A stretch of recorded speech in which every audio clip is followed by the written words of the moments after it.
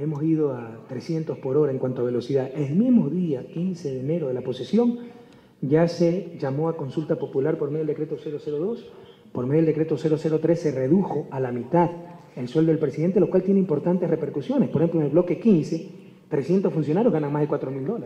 Esa gente tendrá que ajustar su sueldo o dejar vacantes sus puestos. Y muchas otras instituciones, incluso el acuerdo, el decreto, incluye al Banco Central del Ecuador. Lo pondremos en Orma, ese Banco Central que gana sueldos platinados con incrustaciones de diamantes, ¿verdad? Ya se firmó el convenio para exportar crudo e importar derivados vía trueque, con lo cual eliminamos las comisiones, los cupos, el margen de ganancia en importación de derivados, etc. Eso es altamente beneficioso, permite un ahorro de centenas de millones de dólares anuales para el país. En estos momentos, como es un monopolio, se vende la urea más cara del mundo, aunque solo por el anuncio de que íbamos a importar urea directamente, ya bajó de $20 a $16 el saco. Imagínense cuánto habrán estado ganando. Pero nosotros vamos a colocar esa urea a $10 el saco. No se había podido lograr en los últimos 8 meses. La Secretaría de la CAN estaba encargada. Es decir, había un encargado, no había secretario titular. En menos de 48 horas de nuestra asunción al mando, organizamos la reunión y ya existe secretario de la CAN y es un ecuatoriano. Y ya está concretado, ya está el acuerdo para el financiamiento de Toachi Pilatón, ya está el financiamiento para el puente Esmeralda Tachila, el puente Bahía San Vicente, el aeropuerto de Tena, y prácticamente ya está conseguido el financiamiento para la parte ecuatoriana del eje multimodal Manta-Manaos, que permitirá pasar del Océano Pacífico al Océano Atlántico. Estamos dando los pasos agigantados para que el Ministerio de Energía vuelva a tener el control de la energía en este país. Ya se hará el decreto correspondiente para, como ofrecimos, reducir la tarifa para los pobres a 4 centavos el kilovatio hora. Vamos a hacer toda una campaña para ahorro de energía, pero de forma inteligente, poniendo impuestos especiales a los focos de alto consumo de energía y, por el contrario, dando subsidios a los focos de baja energía. Porque en estos momentos los focos de baja consumo de energía cuestan el doble que los focos comunes, que consumen mucho. También vamos a poner impuestos especiales a los electrodomésticos de alto consumo de energía y, por el contrario, con ese impuesto financiar subsidios para los electrodomésticos que son ahorradores de energía. Y de esa forma, imagínense, utilizando métodos de mercado, como les encanta escuchar a ciertos economistas, inducir a la gente a ahorrar energía, comprando focos electrodomésticos, incluso ollas que permitan ahorrar considerablemente consumo. Esto no es utopía, esto no es lírica. Una buena campaña de reducción de consumo de energía equivaldría a construir otra Masar central que nos da 400 megavatios más o menos. Solo quiero ratificarles. El 26 de noviembre hubo un quiebre histórico en el país. Nosotros no vamos a hacer un gobierno más. Vamos a hacer el gobierno de la revolución ciudadana. Yo estoy dispuesta a dar mi vida, y esto no es retórica, los que me conocen saben que es cierto, para cumplir el mandato ciudadano. Mandato no de maquillajes, no de componendas, sino de cambio radical, profundo y rápido del sistema político, económico y social vigente, porque esto no da más. 3 millones de expulsados en nuestra propia patria tenemos. ¿Cómo podemos aceptar esto? La democracia ha sido secuestrada. Creen que estos pseudo representantes que ganaron con leyes electorales amañadas pueden hacer lo que les dé la gana con patente de corso. ¿Hasta cuándo vamos a aceptar esto?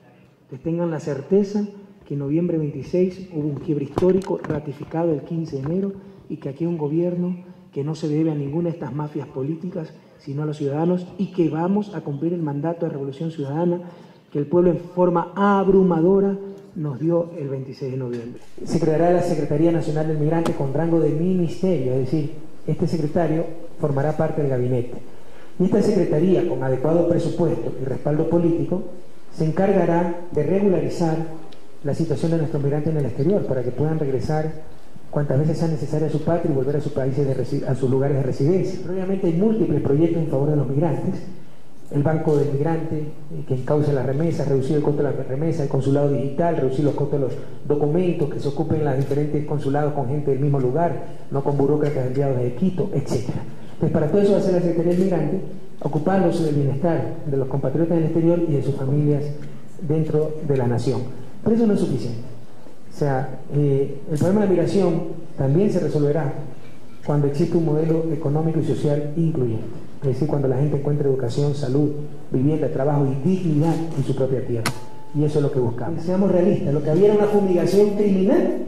Lo que nosotros logramos es que haya observadores ecuatorianos para garantizar que ni una sola gota de glifosato pase al lado de nuestra frontera. Finalmente eso no se puede implementar porque Uribe paró las fumigaciones 3 días después de asumido el mando por parte nuestra, o sea, el 18 de enero. Y cuidado, que esto no excluye todas las demandas penales, nacionales e internacionales, que caben iniciar por los perjuicios que ya ha causado la fumigación con glifosato. Seguimos con la demanda internacional. ¿El Ecuador piensa entonces insistir en estas demandas internacionales? Demandar a Colombia frente al Tribunal de la Haya y otras instancias internacionales por el daño que ha causado a nuestra población y a nuestra tierra.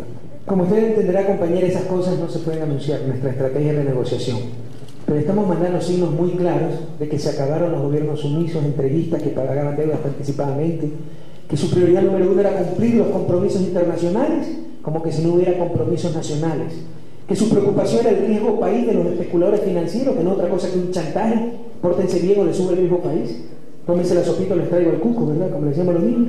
Y ahora hay un país que se preocupa del verdadero, un gobierno que se preocupa del verdadero riesgo país, que es esa inseguridad ciudadana, que son esos 44 migrantes que arriesgando su vida salieron del país, que es el desempleo, la pobreza, etc.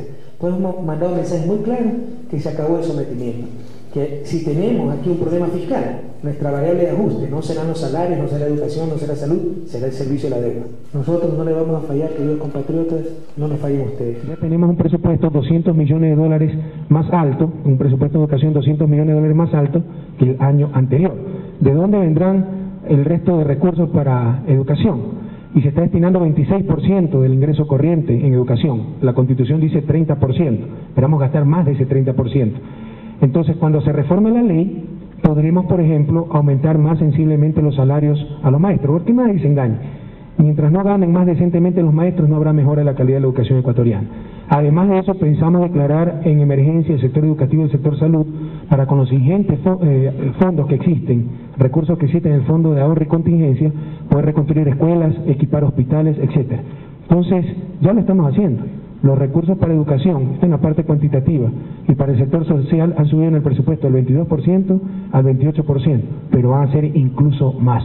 Y obviamente podemos hablar en la parte cualitativa de todos los programas que tenemos en carpeta, nutrición infantil, educación inicial, etcétera, pero este espacio no nos alcanzaría. Bueno, cuando estamos próximos o estamos a pocos días de cumplir ya un mes del gobierno del presidente Rafael Correa, se han alcanzado algunos logros en materia económica y una reorientación de la política económica en función del ser social y no del mercado. También se tiene planeado un programa de ahorro y crédito, es decir, puede obligadamente, si es que ellos quieren, automáticamente, más que obligadamente, deducírsele $5 el bono y va a un fondo común. Ya recibe solo 25 y $5 ahorra, y después de 3 meses puede acceder a un crédito de $500 para poner su propio negocio, y después de unos meses que ya no necesite del bono. Entonces es un programa de desarrollo integral, no es tan simple que estamos regalando la plata y bueno, no pedimos rendición de cuentas. Hay condicionalidades y hay complementariedades en el futuro. Recién tenemos 15 días en el gobierno, no hemos podido implementar todas las complementariedades, pero insisto, yo coincido con usted, ojalá que algún día no tengamos que dar medio bono, pero porque toda la gente en este país tenga trabajo, salud, vivienda y dignidad. Y cuidado, caemos en la trampa de estos sectores financieros, que cuando es para los pobres sí es plata desechada, asistencialismo, $400 millones anuales, cuando el salvataje bancario, ahí sí para los bolsillos de los banqueros, nos costó $6.000 millones. Mucha de esa gente no tiene calidad moral para hablar, pero así es este país, cualquier cosa se espera. Mire, probablemente en el sector telecomunicaciones hay más plata que en el sector petróleo, pero el Estado no ha visto nada por la corrupción, el entreguismo. Ha habido cambios en las condiciones de los contratos que han costado miles de millones al país. Todo eso se está auditando, todo eso se está revisando, pero eso es exactamente lo que hemos propuesto al pueblo ecuatoriano. Mira, aquí no tienen un farsante. Si yo fuera un farsante, hubiera dicho eso en campaña y ahorita diría, bueno, no, olvidemos, etcétera, para no abrirnos más frentes. No, aquí fuimos elegidos por un mandato y vamos a cumplir ese mandato. Fundamentales. También vamos a declarar emergencia en algunos tramos de la troncal amazónica. Hay una serie de problemas, de incumplimientos de contratistas que se han burlado del oriente y del erario nacional, y eso no podrá continuar. Les anticipo, compatriotas de la Amazonía y conciudadanos de todo el Ecuador que me escuchan, a mí nadie me va a impedir que utilice los recursos nuestros, nuestro petróleo, el Estado, para el desarrollo del país. Y hay una serie de trabas legales para que esa plata solo se destine a pagar deuda, deuda y deuda. Eso no lo vamos a permitir. Declararemos en emergencia cuantas veces sean necesarias las diferentes obras de infraestructura para que directamente el cuerpo de ingenieros del ejército las termine y podamos contar con esas obras sin dilatar más su ejecución. Entre ellas, algunos tramos de la troncal amazónica. Y a la Sierra Central, los páramos, tenían que ser atendidos por la caridad, y entre ellas la caridad internacional. Eso tiene que cambiar. La Amazonía no requiere caridad, requiere justicia. Yo les dije en campaña, y se lo repito como presidente en funciones, yo me admiro de la paciencia que ustedes han tenido, y escúchenme, pueblo ecuatoriano, y entienda lo que pasa. Cuando, por ejemplo, Orellana y Sucumbío cerraron las válvulas en el paro provincial, todos nos regamos las vestiduras diciendo ¿cómo va a cortar la producción petrolera nacional? Pero si ustedes viven aquí en el oriente, se dan cuenta que 40 años aquí ha salido la riqueza de otro lado, y acá ha quedado la contaminación, la basura, etc. Entonces no tiene ya nada que perder. Entonces, entendamos eso. La mejor manera de evitar estos brotes de medidas de hecho que todos rechazamos es atendiendo adecuadamente a la Amazonía, y eso, mi querido David, es lo que esperamos hacer en este gobierno. Uno de los pasos, insisto, que eso ya la próxima semana hemos mandado al Congreso y esperemos tener todo el apoyo de ustedes, será reformar la ley 010 que da 50 centavos por barril de petróleo extraído en la Amazonía. Pero esa ley se hizo cuando el precio del petróleo era 15 y 18 dólares. Hoy está a 50 dólares. Entonces vamos a mandar esa contribución al menos a $1. Ahí tendrán ingentes recursos adicionales los gobiernos locales para el desarrollo de la Amazonía. Pero también vamos a crear el Consejo de Desarrollo Amazónico y vamos a enviar recursos para un desarrollo acelerado de la región amazónica que, te insisto, no requiere caridad, requiere justicia. Y como tú bien has dicho, los indicadores sociales y económicos de la Amazonía están muy por debajo de la media nacional. Los niveles de nutrición, de analfabetismo, de acceso a educación superior, en algunos casos la tercera parte del nivel nacional, entonces, o el triple, dependiendo si es un mal y no un bien. Entonces, eso tiene que acabar, y aspiramos que con nuestro gobierno, con la Amazonía en el corazón de todos los miembros del gobierno, podamos remediar de una vez por todas esa postergación histórica que ha tenido la región amazónica. Presidente. Hemos aumentado 200 millones para educación, 200 millones para salud, y se aumentará mucho más en el ejercicio presupuestario, el ejercicio fiscal, porque yo declararé en emergencia esos sectores. Se han empezado campañas de vacunación sobre el dengue. El Ministerio de Bienestar Social también está con todos los motores llevando adelante diferentes programas. El Ministerio de Vivienda, recuerde que en estos 32 días, hasta para propios y extraños, aliados y opositores han tenido que reconocer que parecen 2 años, no 32 días. Hemos duplicado el bono de desarrollo humano, hemos dictado el decreto, falta implementarlo, de reestructuración de deuda de los pequeños agricultores con el Banco Nacional de Fomento. Hemos duplicado el bono de vivienda. Ya en marzo lanzamos el plan de microcrédito masivo y seguimos con todas las políticas que ofrecimos. Hemos tenido que luchar con grandes obstáculos. Por decirles algo, yo como presidente de la República tengo 28 entidades adscritas directas a la presidencia. ¿Cómo se puede manejar eso? Es un absurdo. Todo eso estamos racionalizando, hemos creado nuevos ministerios, hemos creado nuevas secretarías, hemos eliminado otras tantas, la Secretaría de la Presidencia de la República, o sea, hasta para administrar el Palacio Carondelet se daba el rango de secretario de Estado de ese tipo. Ahora tenemos tan solo un administrador, se ha eliminado el SODEN, la Secretaría de Objetivos del Milenio, eso debe ser un eje transversal que debe estar en todas las instituciones. Se eliminó el CONAN, que fue el inicio del neoliberalismo, y que lo único que sirvió fue para enriquecer a una rosca de consultores, porque de ahí no ha hecho nada. Entonces, hemos avanzado a un ritmo bastante alto, pero no estamos satisfechos. Hay que avanzar mucho más rápido y falta mucho más por hacer. Los recursos para microcréditos han sido marginales en este país. Y las instituciones, al menos la banca formal, que dicen ayudar al microempresario, les cobran tasas de interés efectivas hasta del 60%. ¿Usted cree que van a dejar esos negocios? Van a continuar. Lo que va a hacer el Estado con su política masiva de microcrédito, cerca de $300 millones para microcrédito, será hacer bajar las tasas de interés para ese sector que siempre ha sido marginal. No es que han ido la gran cantidad de recursos al sector de microfinanzas. Entonces vamos a dar un impulso fundamental a las microfinanzas y vamos a bajar el costo de esas microfinanzas con el programa 555, que significa hasta $5.000, hasta 5 años plazo y al 5% de interés. Entonces, sin lugar a dudas, lo que va a aumentar son los recursos para ese sector y a bajar los costos para ese sector.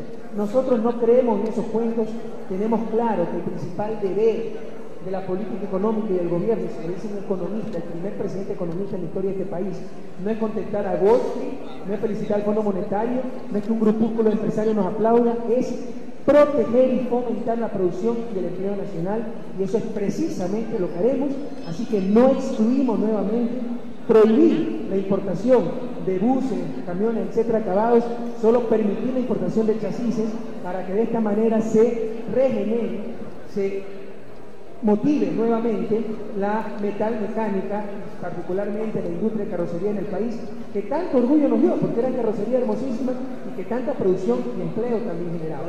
Sobre eso, señor presidente. Estamos precisamente, tuvimos esta semana la reunión del mini gabinete de producción para establecer esa política comercial que vía aranceles permita, proteja nuestra producción y permite desarrollarse nuevamente a industrias como la industria de carrocería.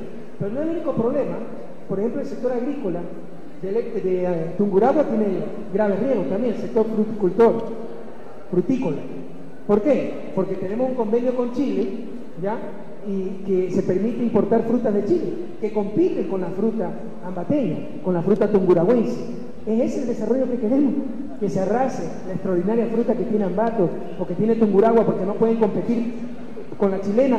Es que son inútiles, ¿no? Tenemos que utilizar activamente la política comercial, básicamente aranceles, para proteger y fomentar nuestra producción nacional. Y tengan la seguridad, señores carroceros de Ambato, Tungurahua y del país, tengan la seguridad, señores fruticultores de Ambato, Tungurahua y del país, que precisamente eso es lo que hará este gobierno nacionalista, patriota del socialismo del siglo XXI, que entiende que no hay desarrollo sin producción y empleo nacional. Sí, queridos amigos y amigas presentes y aquellos que nos escuchan en todo el país e incluso en el exterior, un fuerte abrazo. Seguimos avanzando. Aquí todo está hecho para que nada se haga, pero no nos van a vencer. Seguimos superando obstáculos. Esta semana se han cumplido hitos históricos, diría, simbólicos, pero también con consecuencias muy prácticas. Ayer, con mucho orgullo, hemos estado en Esmeraldas visitando el buque Manuelita Sáenz, el que trajo los 300.000 primeros barriles de derivados en el trueque que está haciendo Ecuador con Venezuela, enviar petróleo crudo para traer derivados, con lo cual se ahorra millones de dólares porque se evita la comisión de intermediarios, porque se evita los altos costos de derivados y porque se evita también el porcentaje de ganancia de los importadores de derivados. Esto, que no se puede hacer en 4 años, porque en el 2013 se estaba hablando de estos proyectos, se ha logrado en menos de 40 días, con lo cual se demuestra que cuando existe la voluntad política, cuando se tiene sentido de patria, cuando no se defienden intereses particulares, se pueden hacer las cosas pese a todos los obstáculos. Como ustedes ven, en 3 o 4 días se ha hecho mucho, pero falta mucho para hacer. No podemos estar satisfechos hasta que haya niños en la calle, padres de familia desempleados, gente que todavía nos quiere dejar el país en esa tragedia nacional llamada migración. Pero quiero decirles con alegría que se está trabajando patrióticamente, intensamente, 16, 18 horas diarias, y que el país empieza a moverse ya en la dirección correcta. Ya tuvimos una reunión de COSENA, que para nosotros ese es un problema de seguridad nacional, y en los próximos 10 días vamos a tener una reunión solo para eso, para que se acabe una vez por todas el problema de contrabando, con una gestión articulada de Policía Nacional, Fuerzas Armadas y Gobierno, con medidas adecuadas, ¿no?, de controles, etc. Mi propósito es sacar al país de su miseria, que ya nadie más salga de su patria arriesgando su propia vida, porque esa patria tiene un futuro. Ese es mi propósito. Si para eso tengo que estar no 4 años, sino 4 meses, me voy a encantar. Mucho lo que se ha hecho esta semana, como todas las semanas, estamos a 200 por hora, trabajando intensamente. Permítanme enumerar rápidamente. Se declaró la emergencia vial. En esa emergencia vial obviamente está incluida Loja, con 3 proyectos que alcanzan cerca de 65 millones de dólares. Si la memoria no me falla, Zamora-Loja, Loja-Cuenca y Loja-Oña, Loja-Zamora, de la Cruz, Chaguarpamba, Río Pindo. Este es un inicio, recuerden. Después habrá otra etapa. Vamos a declarar la emergencia agrícola de una sequía muy fuerte en la costa. Ya el 7 de marzo se embarca el primer cargamento de urea. Esperamos que llegue el 27 de marzo al país y que entre finales de marzo y principios de abril ya nuestros agricultores tengan urea a $10 el saco y dejen de ser explotados por los monopolistas de siempre. Muchas veces las cosas fundamentales no las vemos. Acabamos la reparación de Paute. Por primera vez en la historia se repara es hidroeléctrica, también fruto de la negligencia que no importismo, y ni siquiera lo sentimos. También tenemos que agradecer a la ciudadanía ecuatoriana porque la campaña de ahorro de energía respondió muy positivamente y se llegaron a ahorros hasta del 7% de la demanda energética en las horas picos. También ya prácticamente todos los migrantes identificados por ahí en Madrid han regresado, solo falta un avión, no se reconoce el esfuerzo. Por supuesto, tuvimos errores. Si volviera a ocurrir una emergencia así, ya sabemos que no tenemos que perder el tiempo tratando de contratar compañías, porque el informe de Procuraduría, Contraloría, etcétera, impide hacer cualquier cosa. Aquí tienes que cambiar la concepción de emergencia. Yo declaré en emergencia el caso de los migrantes, pero con todos los controles que hay que pasar, después de 3 años se tiene la emergencia. Tuvimos que recurrir a países amigos como España y Venezuela, que enviaron aviones de su fuerza aérea, ahí sí sin más trámites, sin necesidad de Procuraduría, Contraloría, etcétera, y gracias a ellos han podido retornar 1.300 migrantes. También se estructuró ya la Comisión de Modernización de la Policía Nacional. Es urgente modernizar la policía, empezando por dar mejores condiciones de trabajo a los policías. Los invito a la prensa. Yo ayer estuve a las 5:30 de la mañana por el 69º aniversario de la Policía Nacional, recorriendo el cuartel de la Policía de Tránsito. Vaya a ver cómo duermen esos agentes. Ni siquiera se puede entrar en esos cuartos del olor. Donde deberían estar 70 agentes, hay 200, 210, el triple. Hay literas de 3 pisos. Son realmente condiciones infrahumanas. Hay que sacar eso también, porque no le podemos pedir a la policía que respete derechos humanos cuando sí respetan sus derechos humanos con ese tratamiento. No podemos decirles que conserven la paz cuando son víctimas de la violencia, porque ese tratamiento por parte del propio Estado es una violencia contra cualquier ser humano, más aún contra un policía. Buscaremos remediar esa situación. Los subsidios no son necesariamente malos. Ese fue otro de los tantos falacias que nos inculcaron los grupos de poder, ¿no? Y el problema de los subsidios, vayan a ver con los subsidios que tienen los países desarrollados. Y un importante mecanismo de retribución de ingresos. Pero bueno, si usted me pregunta, ojalá algún día no tengamos que dar un solo bono de desarrollo humano. No porque se elimine el bono de desarrollo humano, sino porque ya nadie en este país lo necesite, porque tenga un trabajo digno con un salario adecuado. Ojalá logremos eso un día. Pero cuidado, caemos en la trampa de los grupos de poder, que pagar hasta anticipadamente deudas técnicos, dar subsidios es populismo. Ya ejecutando muchos proyectos para generación de empleo. Uno de ellos, rescatar el sector agrícola, que es el mayor generador de empleo. Y está destrozado, ¿verdad? Como, por ejemplo, a través del microcrédito masivo, a través del Banco Nacional de Fomento, la importación de la isla de dólares, etc. Otro proyecto, las microfinanzas para el sector artesanal, el proyecto 555, $5.000 hasta $5.000 hasta 5 años plazo al 5% de interés para aumentar tamaño de taller, para empezar nuevos negocios, etc. Otro proyecto que tiene importante efecto en cuanto a empleo, la obra pública, la declaración de emergencia vial, donde inyectaremos por lo menos $200 millones en la economía. Tiene un alto poder generador de empleo, alto poder multiplicador. Y le puedo enumerar mucho más. Dicho sea de paso, no se trata solamente de generar empleo, sino de empleo de calidad, porque lo que se ha generado en los últimos años en este país es esclavismo. ¿Saben cuánto era el salario mínimo de las empleadas domésticas? ¿Quién sabe cuánto era el salario mínimo? $80, en verdad son esclavas domésticas, ¿verdad? Trabajan de lunes a domingo, cada 15 días les dan una tarde libre, puertas adentro significa que trabaja 16, 18 horas diarias. Se ha aumentado en 50% el salario mínimo de las empleadas domésticas, $120. Se está haciendo una difusión para que se les pague horas extras, sábado, domingo, cuando trabajan, y el objetivo es unificar todos los salarios. Con nosotros, les dije en campaña, se acabó la explotación laboral en este país. Denme un poco más de tiempo. No puedo hacer todo de golpe, pero se acabará la explotación por medio de la tercerización, se acabará la explotación por medio del trabajo por hora, se acabará esa explotación a las empleadas domésticas, etc. No nos podemos llamar patria mientras ante nuestros ojos veamos dicha explotación laboral. Señor presidente, una inquietud. El servicio eléctrico es subsidiado y aquí en Loja pagamos la energía más alta de Latinoamérica. Y si imagina, si no fuera subsidiado fuera más alta todavía. Eso es lo que nos preocupa. Explico. Sí. Entonces, por ejemplo, tenemos un subsidio eléctrico. ¿Se imagina sacar el subsidio eléctrico? ¿Cómo se deterioraría la calidad de vida de los ecuatorianos, de los lojanos, e incluso el efecto que tendría en el aparato productivo?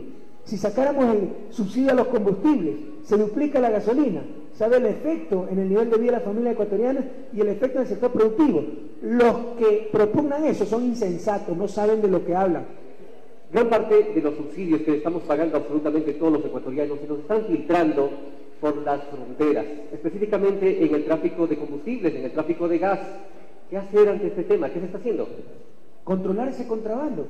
Los que me dicen que para eliminar el contrabando hay que eliminar los subsidios, así sean necesarios, porque de acuerdo a ellos el diferencial de precios es lo único que causa el contrabando, no es la inmoralidad, no es la corrupción, es el diferencial de precios. Si fueran asesores matrimoniales estaría preocupadísimo, porque llegarían a la brillante conclusión que para evitar la infidelidad hay que eliminar el matrimonio, ¿verdad? Entonces, si el matrimonio es necesario socialmente hablando, hay que combatir la infidelidad. Si el subsidio a los combustibles, al gas, es necesario socialmente hablando, hay que combatir el contrabando, no es que hay que eliminar el subsidio. Precisamente el lunes voy a declarar en emergencia el sector salud y vamos a tener una reunión del Consejo Nacional de Salud. Le vamos a decir, señores, esto es intolerable, tiene que ponerse de acuerdo, Seguro Social. Y por si acaso el delegado del Seguro Social y el presidente del Consejo Superior es un médico, representante del presidente. El Seguro Social, el Ministerio de Salud y las clínicas privadas tienen que articular esfuerzos para remediar esta situación. Y debemos empezar una campaña para descongestionar todos estos casos acumulados, como le insisto, las 1.200 operaciones de cadera en el Hospital de la Seguridad Social. Y para eso vamos a pedir ayuda de países amigos, seguramente Cuba, Venezuela y también Estados Unidos, que nos va a enviar un barco hospital con 14 quirófanos para descongestionar toda esta cirugía urgente que están acumuladas por años, postrando a ciudadanos ecuatorianos en condiciones realmente inhumanas, impidiendo que tengan una vida digna. Entonces, una vez que descongestionemos todos estos casos acumulados, tener un sistema de salud que permita atender fluidamente operaciones de cadera, diálisis, etcétera, y la gente en este país tenga derecho a una vida digna. Entonces, el lunes declaramos también emergencia del sector salud. ¿Qué significa declarar en emergencia? Que puede utilizar los fondos de emergencia del fondo FAC, Fondo de Ahorro y Contingencia, que antes solo se utilizaba como garantía de pago de deuda y que tiene actualmente unos $600 millones. La emergencia significa que se puede contratar más rápidamente, etcétera, para poder solucionar el grave problema de salud acumulado con que hemos recibido estos 20 años de desastre neoliberal. El INEAS no tenía ni para la gasolina, peor para hacer investigación. Hay precisamente un proyecto de recuperación de la producción de maíz. Con el neoliberalismo y el bobo aperturismo que nos inculcaron, se destruyó la producción de trigo en este país. Hoy importamos trigo para el pan de cada día. ¡Qué vergüenza! ¿Es que acaso eso es progreso?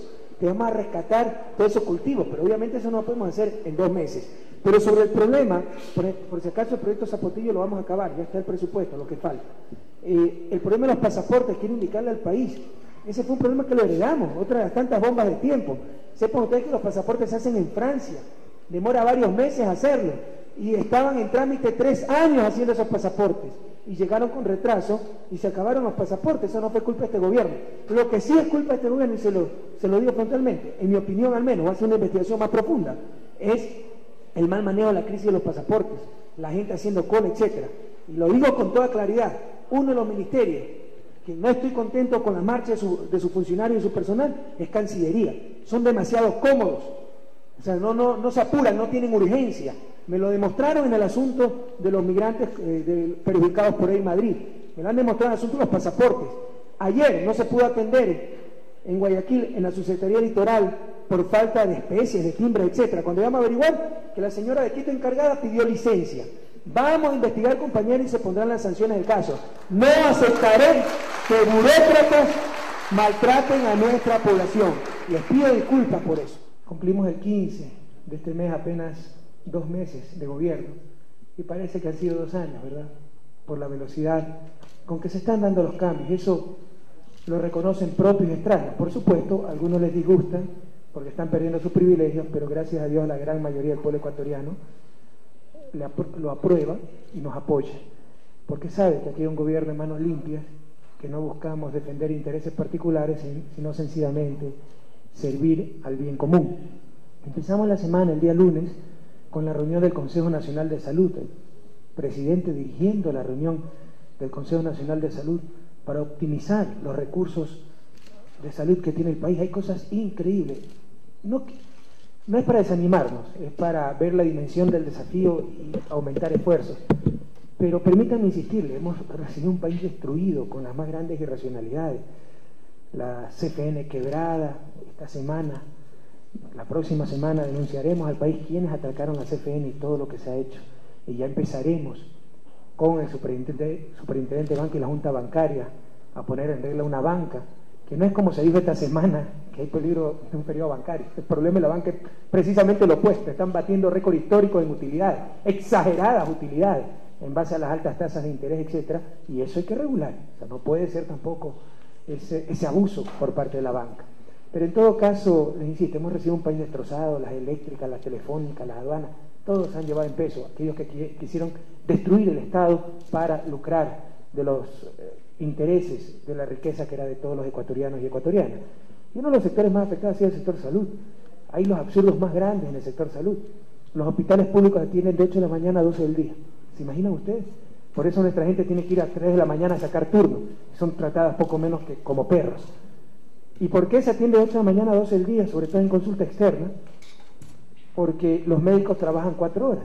Y estamos de acuerdo en que los médicos trabajan 4 horas. Es un trabajo muy delicado que exige mucha concentración. Pero entonces tengamos 2 turnos, 3 turnos. Y que nuestros hospitales y la consulta externa atiendan 8 horas, 12 horas.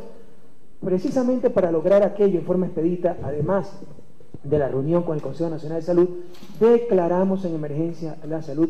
Se calcula que el costo del contrabando en combustibles es de 300 a 500 millones de dólares.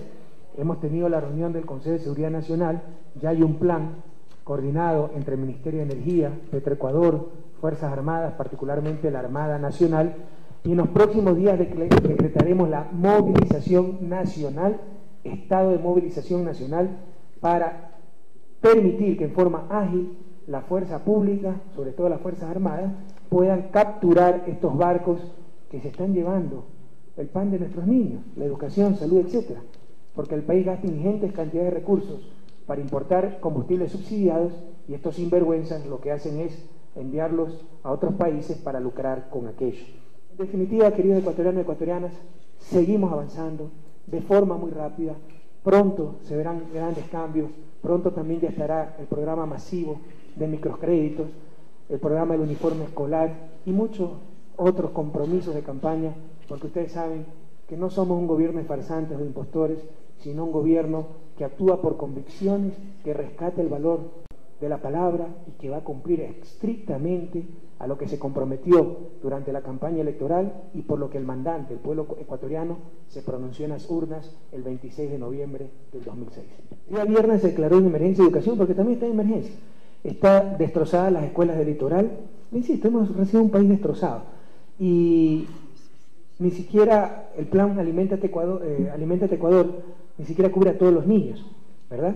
Entonces, firmé el decreto de emergencia que permitirá utilizar fondos del Fondo de Ahorro y Contingencias para reconstruir escuelas en forma rápida, y también firmé el decreto para liberar fondos de los CEREPS, 15 millones para textos escolares gratuitos y 30 millones para el programa Aliméntate Ecuador y mejorar la cobertura de ese programa. Insisto, para nosotros educación y salud es fundamental. Y próximamente empezaremos también con el programa piloto. No lograremos ni de lejos cubrir a todos, ¿no? Pero empezaremos con el programa piloto de uniformes escolares gratuitos. Empezaremos con ciertas escuelas de la costa y para el periodo de la sierra empezaremos, me parece, con las provincias de Imbabura y Cotopaxi. Y esperamos en el 2008, ahí sí, estar preparados para dar uniforme gratuito a todos los niños de las escuelas fiscales del país. En los uniformes participarán las comunidades con los que talleres. Un proyecto integral precioso. Es que cuando se quiere, se puede luchar contra el desempleo, contra la inequidad. Un programa integral precioso, o sea, con los microcréditos y con capacitación se preparará grupos, por ejemplo, de costureras, 6 costureras, se les dará el crédito, se les dará capacitación, las máquinas de coser, para que formen ahí una empresa comunitaria de 6 personas, se les dará tela barata que se comprará al por mayor, ellas confeccionarán los uniformes y les aseguramos el mercado, es decir, les aseguramos el éxito. Así se da empleo, se distribuye la riqueza, se crea producción nacional, etcétera. Entonces, es un programa no solo de ayuda a las madres pobres para enviar a sus niños a las escuelas fiscales, no solo de incentivos a la educación, donde se les está dando los uniformes gratuitos, sino también de generación de empleo, producción nacional y redistribución del ingreso, porque no le vamos a comprar los uniformes a las grandes empresas, sino a las pequeñas empresas cooperativas, etcétera, que se formarán gracias al crédito que otorgaremos. En el sábado anterior anunciábamos que esta semana empezaríamos ya las acciones del gobierno para controlar lo que consideramos son abusos de la banca al cobrar tantas comisiones, altísimas tasas de interés, al tener el dinero afuera y al tener los créditos concentrados en consumo e importaciones y no en el sector productivo, sector agrícola, industrial, etcétera. Ya hemos tenido esa primera reunión. Nosotros somos gente de diálogo, pero no de claudicaciones. Ya tuvimos la reunión con el equipo de gobierno, mis representantes ante la Junta Bancaria tienen las instrucciones del caso, mi portavoz será el licenciado Luis Maldonado Lince, y él ya tiene la misión de reunirse con la banca para transmitirle las preocupaciones del gobierno, tratar de consensuar medidas, pero sin un paso atrás, ¿no? Porque cuidado nos dicen, como ya están los coriteos de siempre, hay que dejar todas las leyes de mercado, como que si esa entelequia, supuesta entelequia llamada mercado en Ecuador no tiene nombre y apellido, porque yo puedo dar los 3 o 4 banqueros que dominan el 80% del crédito de este país y ellos son el mercado, ¿verdad? Entonces, sin esas trampas, sin esas claudicaciones, vamos a conversar con el sector financiero, pero tendrán que eliminar comisiones, tendrán que reducir tasas de interés, tendrán que reducir costos de servicio porque nos están esquilmando.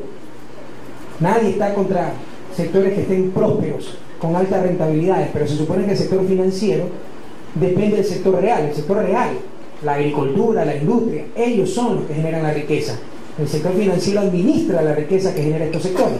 ¿Cómo es posible que la agricultura esté semiquebrada, la industria también, y el sector financiero más próspero que nunca? Eso significa que no está generando riqueza el sector financiero, sino extrayendo riqueza del sector privado. ¿Cómo? A través de esas altas tasas de interés, a través de las comisiones y a través de los altos costos de los servicios. Entonces tendrán que reducir tasas de interés, tendrá que eliminarse comisiones y tendrá que reducirse el costo de los servicios. También, como les anuncié el sábado anterior, ya empezamos, tuvimos una reunión de trabajo, empezamos la estrategia para controlar uno de los principales males del país. Por ejemplo, aquí todo el mundo habla del subsidio al gas.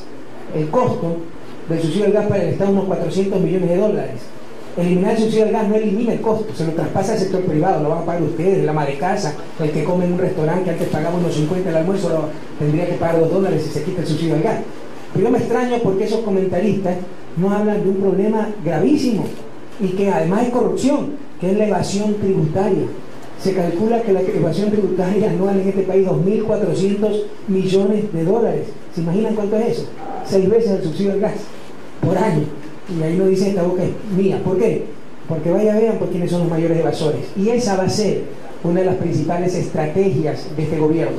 Como lo dijimos en campaña, vamos a iniciar una campaña de concientización. Decirle a ustedes, pueblo ecuatoriano, que la lucha contra la corrupción, en este caso la lucha contra la evasión, no es la lucha de un gobierno, peor de un hombre, es de todo un pueblo. Los países donde menos corrupción hay, donde menos evasión hay, no es donde más controles hay, sino donde al corrupto, al evasor, la sociedad mismo lo sanciona por ser un ladrón, que está le robando el pan de la boca a nuestros hijos, su educación, su salud, etc. Entonces vamos a iniciar una campaña publicitaria donde se diga la página web donde pueden ver cuánto pagó su vecino, cuánto pagó el prohombre que da el discurso ardoroso, cuánto pagó el analista, el editorialista, cuánto pagó el candidato, cuánto pagaron los grupos empresariales. Sepan ustedes que aquí hay grupos empresariales que declaran 100 millones de dólares en ventas y pagan $900 en impuestos. Yo pago más que ellos, ¿verdad? Aquí un candidato finalista se acaba de ser el mejor empresario del país. Vaya a ver cuánto paga de impuestos. De acuerdo que paga impuestos es el peor empresario del país, porque sus utilidades son 0.2% sobre ventas. Pero ya es necesario que ustedes sean los primeros en señalar con el dedo a los evasores. Es la lucha de todo un pueblo. Y vamos a empezar una campaña para que haya acción popular, para cada vez que vaya un representante de las cámaras de producción, un analista, un candidato a dar discursos ardorosos, alguien se pare y diga: señor, ¿cuánto paga usted de impuestos? Y si vemos que está robándonos, ya que nadie quede en ese auditorio porque esa gente no tiene calidad moral para decirnos lo que fuera, ¿verdad? Cuando vengan las fuerzas vivas, etcétera, que hay que respetar los derechos de tal barrio, de tal club. Señor, ¿cuánto paga usted de impuestos? Para que ver quién es quién en este país. Entonces vamos a empezar esa campaña de socialización de la información y que ustedes, a toda persona, en cualquier evento público, empiece esa persona, empiece ese representante empresarial, etcétera, diciendo cuánto paga como persona, cuánto paga como empresa, cuánto paga como grupo empresarial en impuestos, para ver quién es quién en este país. Sí, los bonos de vivienda ya se están entregando y ayer se han entregado 60, 80 aquí en el sector de Quimindé. Y en principio el presupuesto es para unos 20.000 bonos. Y todo dependerá de la capacidad de respuesta de la economía, porque esos bonos es para construir con programas municipales, con cooperativas de vivienda, con constructores privados y programas de vivienda del propio Estado. Pero si la capacidad de respuesta es mayor, yo buscaré fondos de donde sea. Ya tenemos propuestas de bancos árabes, porque hemos planteado esta posibilidad de crédito hasta 400 millones de dólares para continuar con el bono de la vivienda, porque la vivienda, compañeros, no es una mercancía. Hay cosas que no son mercancías. ¿Qué significa mercancía? Que todo depende de la oferta, la demanda. Si tengo plata la compro, si no, no tengo. Hay cosas que son derechos humanos: la educación, la salud, la vivienda. Hasta la última guatusa tiene una guarida donde refugiarse. ¿Cómo es posible que en el país haya 1.200.000 familias sin vivienda o con viviendas en condiciones extremadamente precarias? Remediar esa situación utilizando el bono de la vivienda implicaría unos 4.000 millones de dólares, que no lo vamos a poder hacer en un año, obviamente, pero dependerá de la capacidad de reacción de la economía, y yo buscaré los fondos donde haya para continuar con el bono y que la gente adquiera su vivienda. A ver, en primer lugar, la posición con respecto a la prensa. Como lo dijimos en campaña, este gobierno garantiza absolutamente la libertad de expresión y la prensa libre, y como decía Voltaire, puedo estar en desacuerdo con lo que dice, pero haría mi vida por respetar tu derecho a decirlo. Lo que pasa es que aquí los medios de comunicación es chistoso, ¿verdad? Es asimétrico. Ellos tienen libertad de expresión, pero el presidente no. Ellos tienen el derecho a lanzar cualquier barbaridad. Yo le puedo sacar por orden alfabético, como usted quiera. Mentiras, completas mentiras. Que el presidente rompió la ley de la nacionalización de Lizaga, por darle un ejemplo irrelevante. ¿Ya? Que yo propuse reducir las multas a los choferes, las multas actuales que contan la ley de tránsito. O sea, falsedad tras falsedad, le podría decir muchas inexactitudes, muchas mentiras, etcétera. Pero ellos tienen derecho a decirlas, yo no. Yo no tengo derecho a rebatirle. Entonces es una contradicción flagrante. ¿De qué libertad de expresión me están hablando? ¿De la de ellos nada más? Yo como presidente de este país también tengo libertad de expresión. A esto se añade también el criterio del representante de la banca, Guillermo Lasso, quien ha dicho que repatriar capitales debilitaría definitivamente la confianza en la banca, etcétera, y ellos ven como no procedente aquello. Es decir, se mueven los poderes mediáticos, especialmente de la parte económica, señor presidente. Y con respecto a lo del banquero, ¿cómo se llamaba este banquero? Guillermo Lasso. Guillermo Lasso, vea cuando la banca compara su fundamental rol para el país, que es de intermediar el ahorro de los ecuatorianos para inversión ecuatoriana, con el prestar o no una bicicleta, creo que ya no se puede hacer más comentarios ante tanta iluminación. Entonces eso demuestra pues el nivel intelectual de cierta banca. Entonces ya cuando me sacan propaganda diciendo que obligar a traer los ahorros, obligar a prestar nuestro dinero en el país, es prestar una bicicleta a quien me dé la gana, ya no hay nada que decir. O sea, ¿qué puedo contestar ante eso? O sea, estamos ante un debate demasiado primario. Yo como economista me daría vergüenza discutir ese nivel. O sea, es claro que si es plata de los ecuatorianos, debe servir para el desarrollo del país, no para el desarrollo de Miami. A finales de abril, si la memoria no me falla, lanzaremos el programa Socio, País y los Jóvenes, que son programas de microcrédito para mi primer empleo, para mi primera empresa, tanto para jóvenes bachilleres, cuanto para los jóvenes profesionales, que el odontólogo, apoyarlo con crédito para que pueda poner su propio consultorio, que el terapista, ya que ponga su propio salón de rehabilitación en el barrio donde vive, porque, por ejemplo, en el caso de la rehabilitación, que es prácticamente abandonada en este país, ¿no? La rehabilitación, la terapia de lenguaje, etcétera, que tienen que recibir discapacitados, gente que sufrió un accidente y tantos otros casos, primero casi no existe. Y los pocos hospitales públicos que tienen eso, la familia tiene que traer al enfermo o a la persona que necesite rehabilitación, lo cual es complicado, ¿no? Porque además necesitan transportes especiales, etcétera. Entonces la idea es sembrar de centros de rehabilitación en los diferentes barrios y sectores del país. ¿Cómo? Apoyando a estos terapistas independientes con un crédito, con una casa, con una construcción, para que puedan poner su salón de rehabilitación en la planta baja. Ese es otro ejemplo de apoyo a jóvenes profesionales. Entonces, a finales de abril probablemente, si la memoria no me falla, se lanzará el programa Socio País y los Jóvenes, donde habrá crédito masivo para que los jóvenes obtengan varias cosas: su primer empleo, su primera empresa, o los jóvenes más pobres de familias que reciban el bono de desarrollo humano puedan seguir la universidad. Así también el día lunes, respondiendo a nuestro deber, pero también ante las presiones que ha habido y justas, se presentó el programa económico del gobierno, en el sentido de que nos decían que presenten el plan económico. Quiero decirles, como lo dije ese día, que siempre el gobierno ha tenido plan económico, en la campaña lo presentamos. Lo que pasa es que una cosa es tener lineamientos de política, como reactivar la economía, cuidar el sector externo, etcétera, y otra cosa es estar en el poder para poder ya cuantificar esas cosas, saber cuál es el efecto de una y otra medida. Y ustedes saben que no hemos tenido un solo día de descanso. 4 diputados, antes de que sea presidente, ya habían pedido mi destitución. Entonces, hemos presentado el día lunes, 2 de abril me parece que fue, ya el plan económico que siempre estuvo ahí. Siempre estuvo en sus lineamientos generales, pero lo hemos presentado con metas cuantificables, con programas concretos, etcétera. Y para finales de abril esperamos presentar el programa social para el país, programa que también ya está elaborado, solo está siendo sistematizado para presentárselo al país. Tenemos el plan de alfabetización muy ambicioso, desarrollado en el propio Ecuador, con aportes de experiencia de otros países, pero desarrollado en el propio Ecuador, que lo pondremos en marcha en los próximos meses en forma intensiva y que aspira que en un par de años se erradique el analfabetismo en el Ecuador. Hemos estado trabajando toda la semana. El lunes en Cuenca se firmó la concesión del proyecto hidroeléctrico Pauta Sopladora como un paso más para superar el grave problema de generación eléctrica que tiene el país.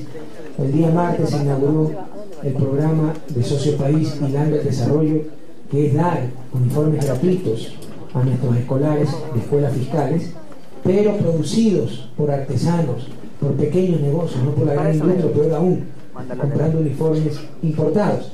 Empezamos este año con un plan piloto. Algunas escuelas aquí en la costa, en junio empezaremos con 2 provincias, Cotopaxi y Imbabura en la sierra, y esperamos en el 2008 ya empezar con todos, ya cubrir todos los escolares de escuelas públicas que tiene el país. El miércoles se inauguró el programa de microcréditos del Banco Nacional de Fomento. Hemos repartido ya créditos en Cotacachi, en todo el parque del país. El día de ayer también dimos créditos en Baños. Obviamente tuvimos en los 150 años de cantonización de Tulcán. El jueves participamos en los actos conmemorativos por aniversario de la fundación de la ciudad de Cuenca. Y el viernes, de la temprana hora de la mañana, recorriendo todas las zonas afectadas por el volcán Tungurahua, y desde el viernes de tarde, el gabinete itinerante en Baños, y les insisto, dando un mensaje a Ecuador y al mundo que Baños vive. No es nada extraordinario, pero finalmente se está haciendo lo que se tiene que hacer. Por primera vez en la historia, en menos de 3 meses de gobierno, se liberaron 80 millones de dólares por educación. Por decirte algo, del 98 al 2004, en unos 4 o 5 años, en total se habían dado 55 millones extrapresupuestarios para construcción de escuelas, etc. En menos de 3 meses nosotros hemos liberado 80 millones de dólares. Hemos liberado también de los fondos, eso por el decreto de emergencia para reconstruir escuelas. Por los fondos CEREPS hay como 15 millones, en total 120 millones en menos de 3 meses del gobierno, más allá de lo presupuestado. De tal forma que, por ejemplo, ya este año en libros escolares podemos cubrir el 100% de la población escolar del país. Entonces avanzamos a pasos rápidos. Obviamente falta muchísimo más por hacer. Obviamente el problema no es solo de recursos, el problema es de conciencia, el problema de calidad de currículos, etcétera. También estamos avanzando en eso. En cuanto a conciencia, primero, un inmenso abrazo a todos los educadores de este país, a todos los maestros, más aún cuando estamos en la provincia de Juan Montalvo, maestro insigne, y por el Día del Maestro, el día de ayer, 13 de abril, un inmenso abrazo. No se imaginan la responsabilidad que tienen entre sus manos, y creo que la responsabilidad de ser presidente de la República se queda chica ante la responsabilidad de ser maestro. Ustedes están preparando el presente y el futuro, queridos maestros de mi patria. Entonces, a esos cineastas ecuatorianos reciban todo el apoyo del gobierno nacional para impulsar la gran cantidad de arte que tenemos entre los ecuatorianos, compañeros. Felicitaciones. Gracias a Dios, las cosas están marchando, son momentos de buenas noticias. Tenemos que empezar con un inmenso abrazo al pueblo ecuatoriano, una inmensa felicitación, un aplauso por el pueblo ecuatoriano, por esa extraordinaria muestra de civismo, muestra de cambio que se dio el domingo 15 de abril. ¿Qué resultado, compatriotas? El sí, 82%. El no, pese a los millones que derrocharon, 12%. 16 provincias, más del 80% de apoyo al sí. En 5 provincias, de 75% en adelante. Y solo en una provincia saca menos del 75% y no logra 30%. Estamos avanzando con el plan forestal. Nos reunimos con los productores bananeros para revisar los precios de sustentación. Tuvimos una reunión para la estrategia de negocios con China. Nos hemos reunido con la Junta Bancaria para la estrategia, para que se eliminen las comisiones, se bajen las tasas de interés y evitemos pues esto que es una explotación por parte de la banca, los altísimos costos del dinero que están quebrando al sector productivo ecuatoriano. El jueves en Quito se lanzó la agenda social y el compromiso de este gobierno, que no es con los que ya tienen todo, no excluimos tampoco a esa gente. En buena hora, si alguien tiene muchas riquezas materiales, fruto del esfuerzo, del trabajo abnegado, pero por favor, por el bien de todos, primero los pobres. Mientras no haya una elemental democracia económica, donde la gente tenga trabajo, un empleo digno, estabilidad, justicia, oportunidades, no puede haber democracia política. Y Ecuador es de los países más desiguales del mundo, donde el 10% de la población tendrá alrededor del 50% de la riqueza.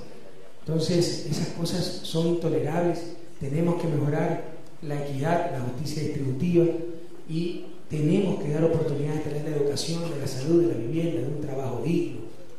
Aquí nos han hablado de paz. ¿De qué paz podemos hablar cuando hay empresas todos sus empleos están tercerizados, o esa explotación que era el contrato por horas? ¿Saben cuánto se pagaba? $1 por hora de trabajo. Es decir, para completar la canasta básica, que está en $460, el nivel más alto de la historia, fruto de la dolarización, ese trabajador debía trabajar 16 horas diarias, 30 días a la semana, de lunes a domingo, 16 horas diarias, para completar la canasta básica. Entonces, ¿de qué país estamos hablando? Las empleadas domésticas ganaban $80. O sea, ya no son empleadas domésticas, son esclavas domésticas. Ya revisamos eso y le aumentamos el sueldo a $120. Y una serie de otras formas de explotación. Esto tiene que acabar. Eso se expuso claramente. Nosotros no estamos engañando a nadie. Dijimos claramente lo que íbamos a hacer en la campaña y lo estamos cumpliendo. ¿Se acuerdan que dijimos que íbamos a gobernar directamente con la gente? Se está avanzando con pasos agigantados, pero es tanto lo que hay que hacer que muchas veces no se notan esos pasos.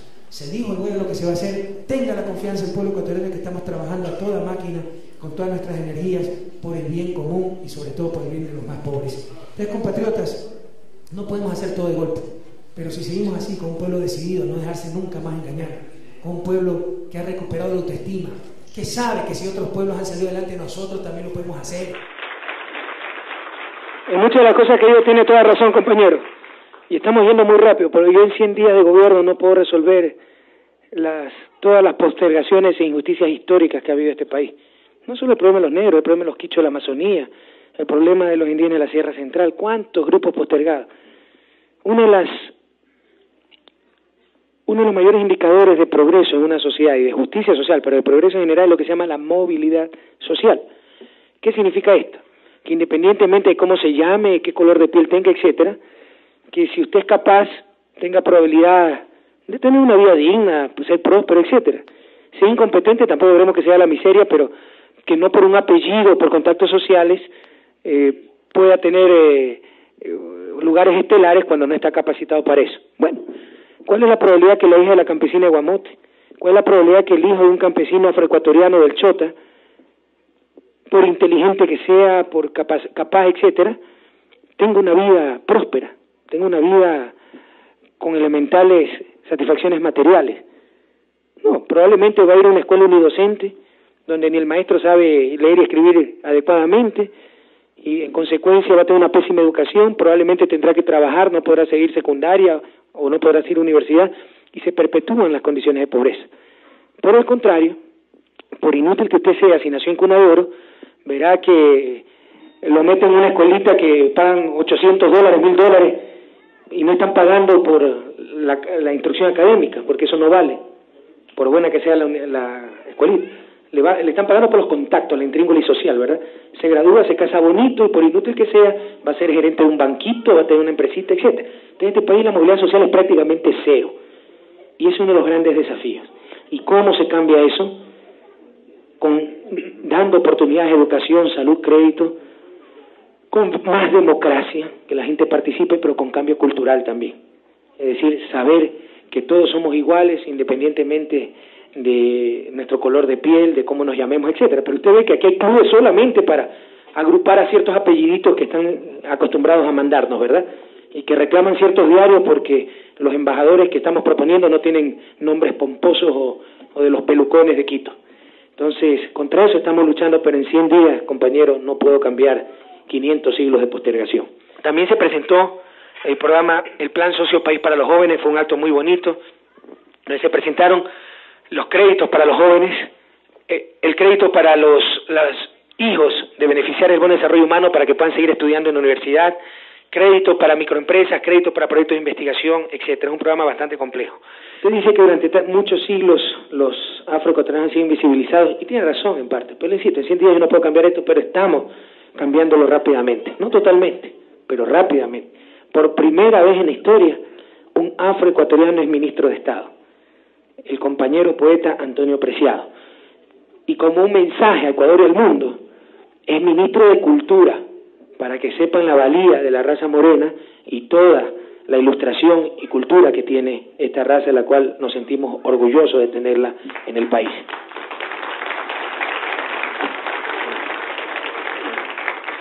Usted ha mencionado el CODAE, y ha mencionado un compañero que está en el CODAE, entonces todo eso estamos apoyando, compañeros.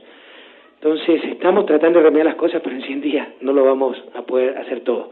Pero vamos adelante, y vamos rápidamente adelante, y esperamos que después de 4 años de gobierno sea un país distinto, con mucha más democracia, con la participación de las diferentes nacionalidades. Mira, aquí tenemos una compañera quichua hablante de la Amazonía. ¿Cuándo se iba a ver eso como secretaria de Comunicación? Esa es la imagen del gobierno. Ella es la portavoz del gobierno. Entonces, hay grandes cambios, compañeros. O sea, no nos desanimemos, veamos el futuro. Ha habido mucho sufrimiento, pero estamos saliendo adelante. Juzguen ustedes si en la Junta Bancaria yo lo que voy a defender a los banqueros, o voy a hacerles que se eliminen las comisiones, que se reduzcan las tasas de interés, que traigan la plata que tienen fuera, que asignen mejor el crédito, etcétera. Eso lo va a hacer la opinión pública. Pero para gobernar necesito instrumentos, pues. Si no, ¿cómo hago? Y más aún, es mi deber y mi derecho defender que esas instituciones claves para el país sean tomadas por los grupos de poder. La Junta Bancaria siempre ha sido una sucursal de la banca. Con este gobierno altivo y soberano, eso se acabó. Y eso es lo que tiene trompudos algunos, ¿verdad? Dígame si no es legítimo aquello. Evitar que los banqueros se tomen nuevamente la Junta Bancaria. Porque por eso votó el pueblo ecuatoriano, para acabar en este país con los abusos de sectores como el sector financiero y otros sectores más que están acostumbrados a hacer lo que les dé la gana. Les insisto, me ratifico.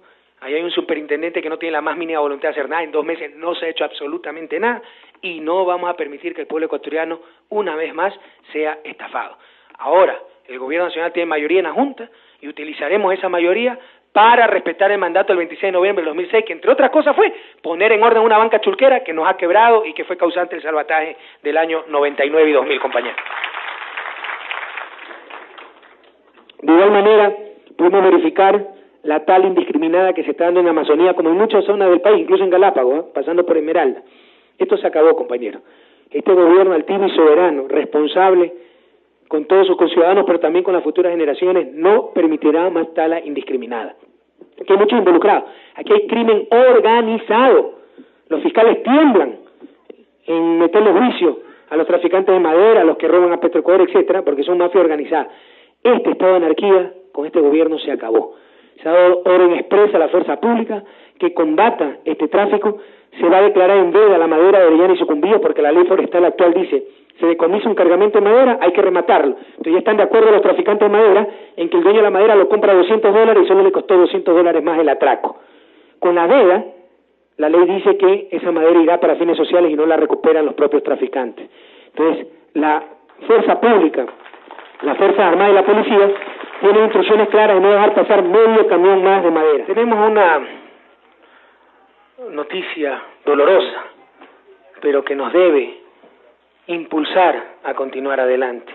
El día jueves, cuando yo me encontraba en el Oriente, por eso en Amazonía, recién me enteré ayer de noche de esto, se ha asesinado a la directora de la penitenciaría o del Centro de Rehabilitación Social del Litoral, la compañera Soledad Rodríguez. Me cuentan que era una mujer extraordinaria, muy comprometida con esta lucha por recuperar la patria. Ha caído en manos de sicarios mandados por las mafias que controlan el crimen organizado, que controla la penitenciaría o el Centro de Rehabilitación Social, y la provincia del Guayas y Oiría, que controlan gran parte del Ecuador. A los deudos, a los familiares de Soledad, nuestro abrazo más solidario. Y el compromiso de que esto no quede en impunidad. Y a todos ustedes, compatriotas, el compromiso de que la maldad no nos vencerá. Todos juntos venceremos a esa maldad Se acabará el crimen organizado en este país. Esto se investigará hasta las últimas consecuencias. Si es necesario, el propio presidente irá al Centro de Rehabilitación Social del Litoral, pero no permitiremos que el crimen organizado nos gane la moral, domine al Estado. Juntos, un pueblo altivo y soberano, venceremos a los malos, venceremos a la maldad. Compañera Soledad, tu sacrificio, tu ejemplo no serán en vano, nos inspiran para salir adelante. Yo sé que para tus familiares esto que digo es apenas una consolación ante tanto dolor. Un abrazo a sus hijos, un abrazo a toda su familia, pero al menos que sepan que este sacrificio de Soledad no quedará en impunidad y nos inspirará para vencer la maldad que quiere instaurarse en este país. Visitamos también en el COCA la Brigada 19 de Selva Napo y felicitamos a las 9 subtenientes que acababan el curso de Selva Tigres y que dentro de las operaciones capturaron a 9 guerrilleros. Escúcheme bien, Ecuador, escúcheme bien, Fuerzas Armadas, como se lo dice ahí.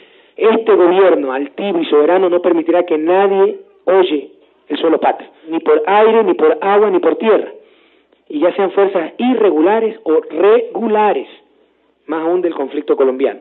Entonces se capturó a 9 guerrilleros de la FARC, han sido deportados. Felicitaciones sobre todo a las 9 subtenientes, 9 mujeres participaron más bien del operativo. Un gran abrazo, felicitaciones por su graduación. Les insisto, el ilícito, la anarquía, se acabó con este gobierno. Vamos a cuidar el bien público, compañeros. Un abrazo a todos nuestros hermanos y hermanas que nos escuchan y que la patria sigue. Marchamos a todo vapor, son 100 días de gobierno vertiginosos. Se me escapó decirles que se expulsó al representante del Banco Mundial del Ecuador. Esta burocracia internacional nos trata como colonia. Cuando fui ministro de Economía, nos negaron un préstamo por reformar una ley nacional. Señores, se acabó. Nosotros no somos colonia de nadie y le vamos a enseñar a respetar a nuestro país. En todo caso, el país crece en dignidad, en soberanía, en obra física, en empleo, en reconstrucción de la economía nacional, en cuidado de nuestro medio ambiente, y todos juntos seguiremos sacando adelante a la patria. Hasta la victoria siempre, compatriotas.